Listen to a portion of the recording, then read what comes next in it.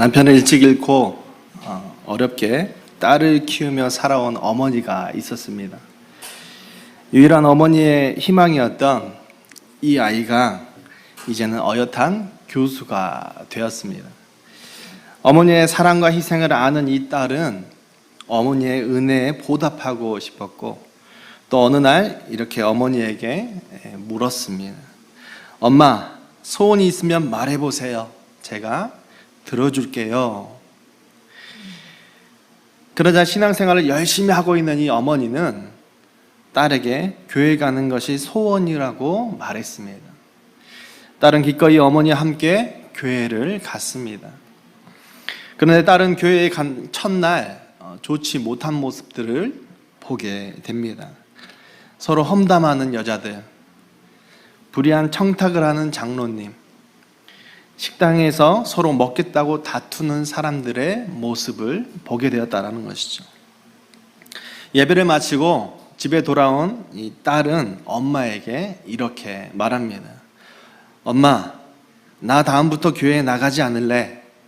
그러면서 자신이 교회에서 보았던 많은 일들을 조목조목 어머니에게 이렇게 이야기하기 시작했습니다. 그러자 어머니는 이렇게 얘기합니다. 사랑하는 딸아, 엄마는 수십 년 교회를 다니면서 예수님 얼굴밖에 보지 않았는데 너는 하루 동안에 참 많은 것을 보았구나. 이해와는 우리가 무엇을 바라보며 예배해야 되고, 또한 어디에 우리들의 시선을 맞추고 신앙생활을 해야 되는지 깨닫게 해줍니다. 어느 누구나 자신이 드린 그 예배가 참된 예배였다라고 생각하지 결코 거짓된 예배라고 생각하지는 않을 겁니다. 하지만 무엇이 참된 예배이고 어떤 것이 참된 예배자인지 알지 못하기 때문에 우리들은 여전히 실수를 반복하며 예배한다라는 것이죠. 어떻게 예배드리면 참된 예배자가 되는 것일까요? 오늘 8월달 한 달의 주제는요, 참된 예배자입니다. 참된 예배자. 이제까지 스스로 참된 예배자라고 생각했지만 정작 하나님께서 우리들의 예배를 그렇게 생각해 주시지 않으신다면 우리들에게 있어서 얼마만큼 큰 손해겠습니까? 평생 예배를 드리며 살아가는 그리스도인들이 하나님께 참된 예배를 드리지 못하고 살아간다면 하나님도 그리고 세상 사람들이 보기에도 이만큼 불쌍한 인생은 없을 겁니다. 어차피 드릴 예배라면 우리가 거짓 예배가 아닌 어떤 예배요? 참된 예배를 드려야 하지 않겠습니까? 오늘 본문을 통해서 우리가 참된 예배가 무엇인지를 깨닫고 하나님께서 인정해 주시는 그러한 참된 예배자가 되시길 간절히 소망합니다. 먼저는 예배는 바로 하나님과의 교제의 시간이라고 얘기할 수가 있겠습니다. 오늘 예수님을 맞이하는 마리아와 마르다도 예수님과 교제하는 순간을 지금 마주하고 있습니다. 그런데 이 둘은 예수님과 교제하는 자세가 너무도 다름을 우리는 보게 되는 것이죠. 동생인 마리아의 자세는 어떻습니까? 바로 예수님 앞에 앉아서 예수님께서 하시는 말씀을 듣고 있습니다. 그렇다면 언니 마르다는 어떠한 자세로 예수님께 예배하고 있습니까? 마르다는 예수님을 맞이하기 위해서 분주하게 일을 하고 있습니다. 그런데 그는 이 일로 인해서 자신의 마음에 무엇이 생겼다고 하죠? 근심과 염려가 생겼다고 하는 거예요. 그런데 사실 이 둘 중에서 손님을 맞이하는 자세, 예수님을 영접하는 이 자세, 상식적으로 잘 실행하고 있는 사람이 누굽니까? 마르다 아니겠습니까? 손님을 초청했는데 무언가를 준비해야 되잖아요. 그냥 멀뚱멀뚱 손님을 그냥 방에 앉혀놓고 기다리게 할 수는 없는 일 아니겠습니까? 하지만 예수님은 마르다의 입장에서 말씀하지 아니하시고 마리아의 입장에서 지금 변호해주고 계신다라는 것이죠. 마르다 입장에서는 너무도 화가 나는 일이 아닐 수가 없습니다. 왜냐하면 동생 마리아는 자신이 이렇게도 분주하게 일을 하고 있는데 언니도 아닌 동생이면서 이 언니의 힘듦을 나몰라라 하고 예수님 앞에 앉아있는 모습, 그러한 모습들을 바라보고 얄밉게 생각되지 않았겠습니까? 이러니 그 모습을 보고 있는 마르다는 마음이 어떻겠습니까? 아마도 모르면 몰라도 이 상황쯤 되어지면 마르다의 마음에서는요, 아마 다이나마이트 같은 이런 폭발, 이런 분노의 마음이 한가득 있었을 겁니다. 이러한 상황이 되면 누구나 마리아에게 한마디 하고 싶은 상황일 수 있다라는 것이죠. 그런데 결국 마르다는 이 상황을 보고 무엇하죠? 예수님께 이렇게 불평합니다. 주여, 내 동생이 나 혼자 일하게 두는 것을 생각하지 아니하시나이까? 그를 명하사 나를 도와주라 하소서. 그마저 동생 마리아에게 이 마르다가 얘기하면 되는데 마르다는 지금 손님인 예수님께 불평하고 있다는 것이죠. 그런데 중요한 것은 이 사건을 통해서 마르다의 마음이 지금 어디로 향하게 되었습니까? 바로 그 초심과 결과는 예수님을 영접하는 것이고 그와 교제하는 것이었습니다. 그런데 그 과정 가운데 무엇으로 되었냐면 바로 자신의 계획과 생각에 움직이지 않는 마리아, 그리고 예수님에 대한 답답함이 이 마르다가 지키지 못하는 마음이 되어버렸다라는 거예요. 그리고 이러한 마음 가운데 예배하는 그 장소, 그 시간 가운데 모든 마음을 그곳에 빼앗겨 버렸습니다. 그러니 이 상황에서 마르다는 예수님이 눈에 보이겠습니까? 예수님이 눈에 보이지도 않는 것이죠. 주님을 영접하고 교제하려 했던 이 마음, 이 마르다의 마음이 다 사라져 버리게 되는 거죠. 마르다의 이 불평을 들은 예수님의 마음 어떠했겠습니까? 불편했겠다라는 거죠. 오히려 마르다는 자신의 마음을 다잡지 못해서 예수님께 불평함으로 예수님의 마음을 불편하게 했을 뿐만 아니라 동생 마리아의 마음, 예배자의 마음도 불편하게 만들어버리는 마르다의 마음과 행동이 되었다는 것이죠. 그런데 신기한 것은 예수님을 이 집으로 초청한 당사자가 누구겠습니까? 마르다입니다. 마르다.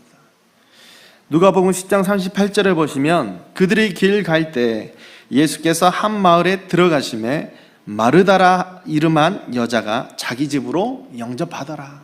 누가 영접했다고요? 마르다가 영접했습니다. 초청을 마리아가 한 것도 아니고 바로 자신이 예수님을 초청했는데 초청한 당사자가 모두의 마음을 어렵게 했다라는 것이죠. 예수님께서 시키시지도 않은 많은 일들을 함으로 인해서 이미 분주해버린 이 마르다가 이렇게 벌어지게 한 이런 행동들과 상황들의 원인을요, 지금 어디로 돌리고 있습니까? 바로 손님인 예수님께 돌리고 마리아에게 돌리고 있다는 것이죠. 예배는 교제입니다. 그런데 어떠한 교제이냐면 관계가 있습니다. 신이신 하나님이 우리들에게 주인이신 것과 피조물인 우리가 종된 신분으로 하나님께서 은혜를 베풀어 주심으로 인한 하나님과의 관계라는 거예요. 다시 말씀드려서 예배는 종이 주인을 섬기는 서비스입니다. 서비스. 그렇기 때문에 서비스를 행하는 자가 예수님께 무언가를 요청할 수 있습니까? 요청할 수가 없는 거죠. 종이 주인 앞에 무조건 봉사하는 입장이 되어야 되는 것이 바로 종이지, 봉사하지 아니하고 자신의 뜻에 맞추려고 하는 것은 바로 더 이상 예수님의 종이 아니라는 것이죠. 이미 상황이 전세가 역전되었습니다. 이 마르다가 마음을 지키지 못함으로 인했어요. 영접한 예수님은 이제 마르다의 계획과 뜻에 움직여 주셔야 하는 그러한 상황으로 바뀌어 버리게 되는 것이죠. 이러한 마르다의 마음을 놓고 예수님 어떻게 책망하시죠? 누가복음 10장 41절과 42절에 보시면 주께서 대답하여 이르시되 마르다야 마르다야 내가 많은 일로 염려하고 근심하나 몇 가지만 하든지 혹은 한 가지만이라도 족하니라. 마리아는 이 좋은 편을 택하였으니 빼앗기지 아니하리라 하시니라. 누구든지 마르다처럼 그러한 상황이라면 어느 누구도 결코 그냥 지나칠 수가 없을 겁니다. 그런데 이 상황 가운데서 누구나 생각할 수 있고 누구나 마음을 품을 수 있지만 마르다는 지금 오늘 본문에 자신의 이 마음, 들었던 이 마음을 어떻게 연결했냐면 행동에까지 연결했다라는 것이죠. 실행했다라는 겁니다. 그런데 마르다는 이 상황 속에서요, 생각해 봐야 되고 점검해 봐야 될 것이 있었습니다. 그것은 왜 마르다가 이토록 염려하고 근심하고 예수님께 불평하는지를 점검해 봤어야 된다라는 것이죠. 그리고 무엇이 예수님과 이 마리아에게, 동생 마리아에게 유익이 될 것인지를 생각했다면 주님과의 그 교제 시간에 이런 불편한 상황을 만들지 않았을 거라는 것이죠. 사람들은 모든 문제를 죽어도 우리들에게서 찾지 못하는 것이 바로 우리들의 패역한 문제입니다. 최초에 예수님을 영접하기로 마음 가졌던 그런 생각은 이제는 온데간데 없고 오로지 예수님과 마리아가 자신의 계획과 뜻에 맞춰줘야 되는 이 상황으로 변해버렸다라는 것이죠. 그런데 마르다는 오늘 이 시간을 통하여서 자신의 분주함을 좀 내려놓고 동생 마리아처럼 예수님께 나아갔어야 됩니다. 왜냐하면 우리들이 마음이 뺏긴 그것이 바로 우리들의 본질, 예배하는 본질이 아니기 때문이라는 것이죠. 마르다는 이미 참된 예배자의 본질을 벗어나 버렸습니다. 우리도 신앙생활하면서 지체들을 보면서 이제까지 한 번도 판단하거나 정죄하지 않아 보신 분은 아마 이 자리에 없을 겁니다. 아마 계시다면 오늘 손들어 보십시오. 아마 모두가 교회 안에서 다른 형제들을 판단하고 정죄했을 거라는 것이죠. 심지어는 그러한 생각으로 인해서 마음이 품어지게 되고 내가 생각하는 원인인 그 대상에게까지 우리가 말을 쏟아내면서 소위 말해서 한마디 해봤을 겁니다. 그런데 그렇게 하고 났을 때 우리들의 마음 편하던가요? 그렇게 하고 났을 때 하나님께 예배하는 이 예배 시간이 기쁘고 즐겁던가요? 그렇게 한마디 하고 났을 때 하나님께 헌신과 봉사가 너무도 기쁘던가요? 상황이 이미 이렇게까지 되었으면 마르다가 아무리 예수님과 함께 있고 예수님의 말씀을 듣는다고 하더라도 예수님의 말씀이 자신의 귀에 들어오겠습니까? 결코 들어올 수가 없는 것이죠. 우리가 예배하면서 언제나 무엇을 기대하며 나옵니까? 하나님의 말씀 아니겠습니까? 우리는 모두 예배 순서를 보내려고 왔나요? 무엇을 하기 위해서 왔습니까? 하나님께 우리를 향하신 하나님의 말씀을 듣기 위하여서 이 자리에 왔다라는 것이죠. 그래서 우리는 매주마다 예배할 때마다 이렇게 기대하고 소망하지 않습니까? 하나님, 오늘 예배 가운데 나에게 주신 하나님의 말씀을 부어주시옵소서. 기대하며 나아갑니다. 항상 우리는 얘기하잖아요. 그런데 오늘 본문에 보시면 예수님께서 마리아에게 얘기하시는 것이 아니라 바로 그 말씀을 누구에게 하시죠? 마르다에게 얘기하고 계시는 거예요. 진리이신 예수 그리스도의 말씀이, 그 생명된 말씀이 지금 마르다에게 선포되고 있음에도 불구하고 마르다는 어떠한 상황이에요? 결코 깨닫지 못하는 거죠. 왜냐하면 자신의 마음을 지키지 못했기 때문이라는 것이죠. 우리는 예배하면서 언제나 이런 것들을 실수하고 넘어지기 바쁩니다.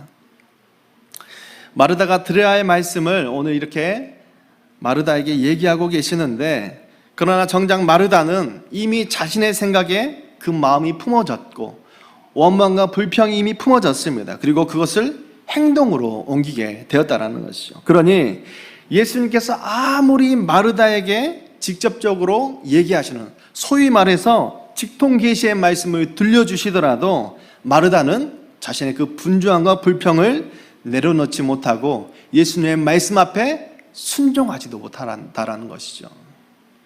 오히려 예수님께서 하시는 그 말씀이 자신의 마음을요 더 분노하게 만들고 더 원망하게 만들고 더 예수님과 마리아에 대한 그 원망과 불평의 원인을 그들에게 넘기기 바빴을 겁니다. 예배하면서 왜 우리가 마음을 지켜야 되겠습니까? 신앙생활을 하면서 우리가 왜 마음을 지켜야겠냐라는 거죠. 바로 우리들이 마음을 지키지 않으면 아무리 예수님께서 우리들에게 말씀하시더라도 우리가 그 말씀을 온전하게 나에게 주시는 생명된 말씀으로 받지 못하게 되는 거라는 것이죠. 이 때문에 우리가 마음을 지켜야 되는 것입니다. 말씀을 듣지 못하기 때문에 그 예배는 하나님과의 깊은 교제가 일어날 수가 없다라는 것이죠. 예배는 종과 주인의 교제 시간이라고 앞서 말씀드렸습니다. 만나기만 하면 뭐 하겠습니까? 이곳에 와서 그냥 예배하고 주님 한번 주님의 뜰에 발 찢고 돌아가면 뭐 하겠냐라는 거예요. 주인이 종에게 무엇을 얘기하든지 들어야 되는 이 관계 속에서, 이 예배 속에서 주인의 말씀이 들리지 않는데 어떻게 종이 주인이 원하는 마음과 뜻을 알아서 예배하고 어떻게 주인의 마음을 기쁘시게 하는 그 참된 예배자로 살아갈 수가 있겠냐라는 거예요. 마르다는 마음을 지키지 못했기 때문에 지금 말씀을 듣더라도 이미 그 말씀을 지킬 수 없는 마음이 완강해졌습니다. 가득해졌다라는 거예요. 이러한 예배 백날 드려도 무슨 소용이겠습니까? 100번 예수님께서 주시는 말씀을 듣더라도, 100번 예수님을 만나더라도 하나님의 말씀 지킬 수나 있겠습니까? 즉 우리가 마음을 지키지 못하면 참된 예배, 참된 예배자가 결코 될 수가 없습니다. 그러니 마음을 지킨다라는 것은 우리가 말씀이 내 귀에 들리도록 우리들의 마음밭을 갈아엎는 것과 같다라는 거예요. 다시 말씀드립니다. 마음을 지킨다라는 것은 말씀이 내 귀에 들리도록 우리들의 마음밭을 갈아엎는 것과 같다라는 거예요. 가인의 예를 들어보면 구약에서 대표적으로 가인과 아벨의 제사를 통해서도 우리가 마음을 지키지 못하는 제사가 어떻게 참담하게 벌어지는지 확인해 볼 수가 있습니다.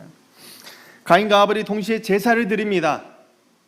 그런데 하나님께서 아벨과 그의 제물은 받으시고 가인과 그의 제물은 받지 않으셨습니다. 그랬더니 가인이 어떤 마음을 지키지 못합니까? 창세기 4장 5절과 6절에 보시면 가인과 그의 제물은 받지 아니하신지라 가인이 몹시 분하여 안색이 변하니 여호와께서 가인에게 이르시되 내가 분하여 함은 어찌 됨이며 안색이 변함은 어찌 됨이냐 내가 선을 행하면 어찌 낯에 들지 못하겠느냐 선을 행하지 아니하면 죄가 문에 엎드려 있느니라 죄가 너를 원하나 너는 죄를 다스릴지라. 가인도 역시 무엇을 바라보지 못하고 또한 무엇을 지키지 못했습니까? 바로 자신의 마음을 지키지 못했습니다. 그리고 자신을 먼저 바라보지 못했다라는 거예요. 하나님께 제사를 드리러 왔다면 가인이 자신의 제사를 받지 않은 이 상황 가운데서 주인 대신 하나님과 종인 자신의 그 관계성을 생각했다면 왜 하나님께서 내 제사를 받지 않으셨을까 궁금했어야 되는 것이죠. 그리고 그것을 생각해보고 점검해보고 아벨의 제사를 공부해보고 또한 그의 말을 들어보고 하나님께서는 어떤 제사를 원하시는지 그것을 보고 깨닫고 다음에 그러한 제사, 아벨이 드렸던 그 제사를 드렸어야 된다라는 것이죠. 그리고 하나님께 물었어야 됩니다. 그런데 자신의 제사를 받지 않아서 거절함과 분노가 가인의 마음을 이미 휘감았습니다. 그 마음이 커져서 원인을 누구에게 이제 돌리죠? 아벨에게 돌리게 되는 것이죠. 아벨만 없어지면 된다라는 이 결과를 마음에 품게 되는 겁니다. 그저 자신의 분노로 인해서 아벨을 죽이고 싶었는지도 모르지만 아벨을 죽임으로 인해서 자신의 마음에 들었던 그 생각과 분을요, 행동으로 가인은 옮겨버리게 됩니다. 하나님께서도 여전히 아벨은 죽었기 때문에 가인에게만 말씀을 주셨을까요? 하나님은 가인에게 이렇게 말씀을 또한 허락하십니다. 가인에게도 직접 말씀을 주셨는데 어떻게 주십니까? 내가 분하여 함은 어찌 됨이며 안색이 변함은 어찌 됨이냐. 너를 돌아보라는 거예요. 너가 왜 그렇게 분하고 왜 그렇게 원망하는지, 왜 안색이 변하는지 너를 점검하라고 하나님께서는 말씀하십니다. 그렇지만 가인에게도 여전히 이 말씀을 주시는데도 불구하고 가인은 하나님의 말씀을 지켰습니까? 못 지켰습니까? 못 지켰다라는 거예요. 그 마음 그대로 가지고 가서 아벨을 죽여버립니다. 누구나 마음과 생각은 가질 수 있다고 우리는 생각합니다. 그런데 그 생각과 마음이 행동으로까지 연결되어지면요, 걷잡을 수 없는 마음이 생긴다라는 겁니다. 그리고 그러한 사람은 이미 참된 예배의 본질을 벗어났을 뿐만 아니라 참된 예배자가 될 수도 없습니다. 누가 가인을 보고 참된 예배자라고 말할 수 있겠습니까? 누가 마르다를 바라보고 참된 예배자라고 말할 수 있을까요?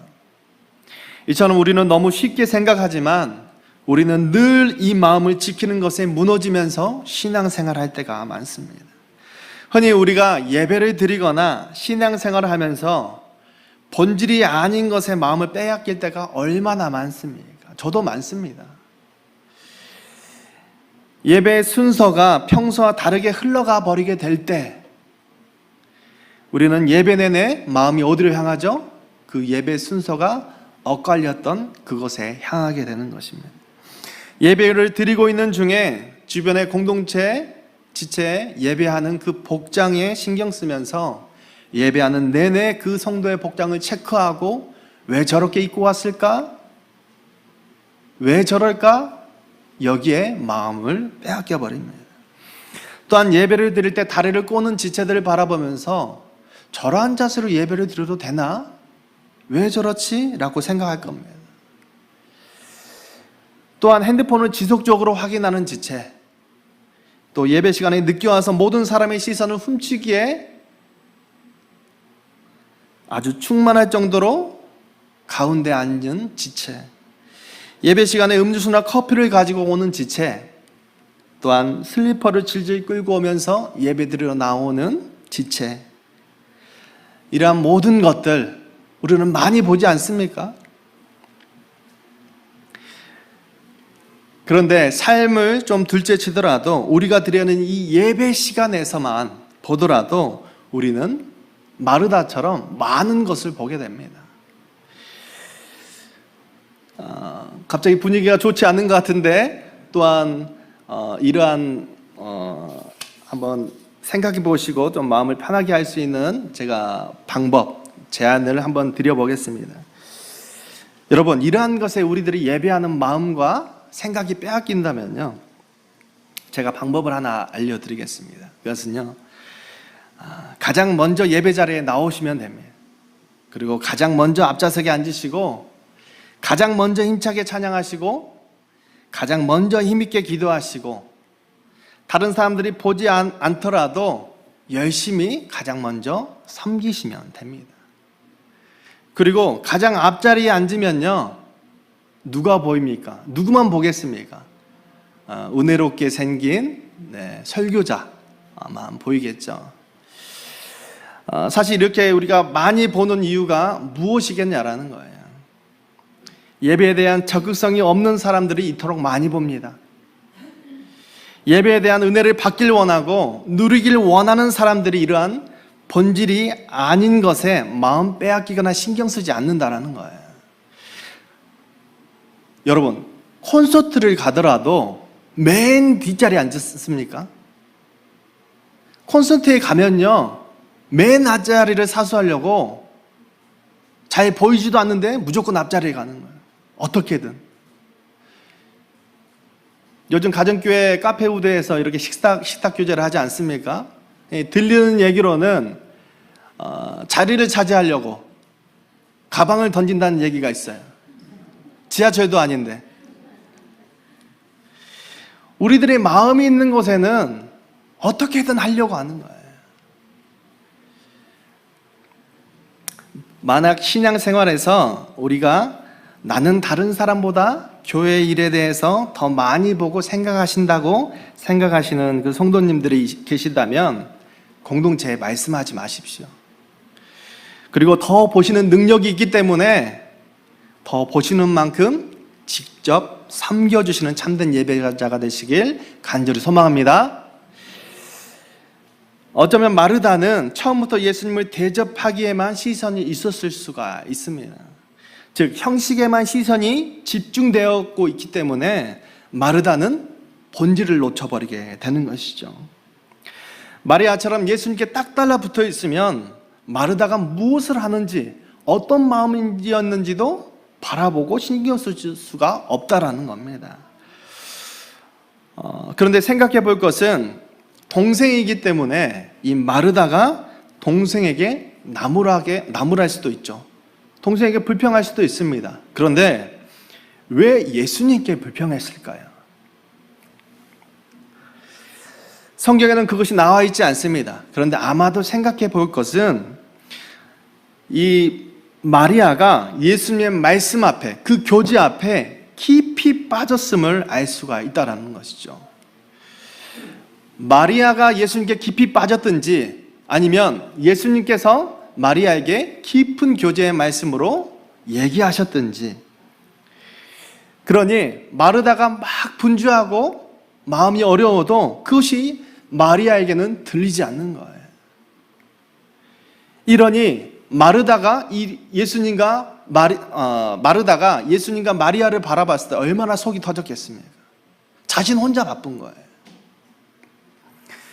말을 해도 듣지 않으니 예수님께 불평과 원망을 쏟아놓고 오히려 예수님께서 이 마리아를 좀 보내달라고 지금 마르다는 요청하고 있다는 것이죠. 잠언 4장 23절에 보시면 모든 지킬 만한 것 중에 더욱 내 마음을 지키라. 생명의 근원이 이에서 남인지라. 하나님께서는 무엇을 지키라고 말씀하고 계십니까? 바로 마음입니다. 우리들의 마음인 거예요. 어떤 마음이요? 초심입니다. 예배를 드리기 위하여서 나온 마음, 신앙생활을 하기로 작정했던 그 마음을 지키라는 거예요.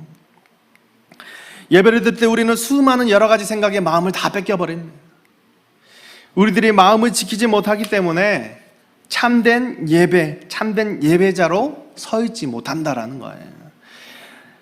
처음 예배에 나올 때 하나님을 경배하기 위한 그 초심에서 벗어나서 우리는 지체들을 원망하고 교회를 비판하고 또한 우리들에게 주어진 환경을 나무라면서 신앙생활할 때가 많다라는 겁니다. 즉 참된 예배와 예배자는 다른 것에 마음 뺏기지 않고 예수 그리스도만을 바라보는 것이 바로 참된 예배, 참된 예배자가 될 수 있다라는 것입니다. 아멘. 마르다는 자신의 마음을 지키지 못해서 예수님께 집중하지 못하고 자신의 감정과 생각에 온통 집중하게 되어버렸습니다.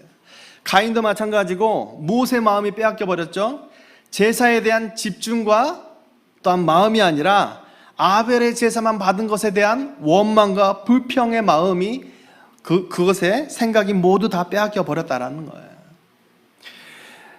오늘 예배를 드리면서 예배 순서 중에 우리는 어떠한 마음이 빼앗기셨습니까? 아니면 우리들이 한 주간 살아오면서 어떤 빼앗긴 마음을 가지고 이 자리에 앉으셨습니까? 우리들이 삶의 예배를 드린다면서 마음을 빼앗기는 것은 무엇일까요?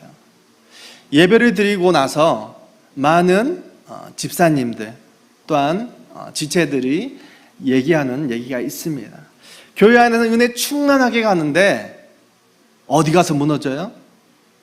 가정과 직장에서 무너집니다. 직장까지도 가지 않죠. 가정에서 무너지는 거예요. 나는 이렇게 하나님 마음을 충만히 받고 위로받고 왔는데 문에 들어가자마자 남편과 아내와 자녀가 말로 공격하는 거예요. 그대로 무너져 버립니다. 근데 하나님께서는 참된 예배, 참된 예배자는 이 예배 안에서 하나님의 음성을 들어야 되고 그 음성을 들은 말씀을 가지고 삶에서 지켜 행하는 것이 바로 참된 예배자라고 말씀하시는 거예요.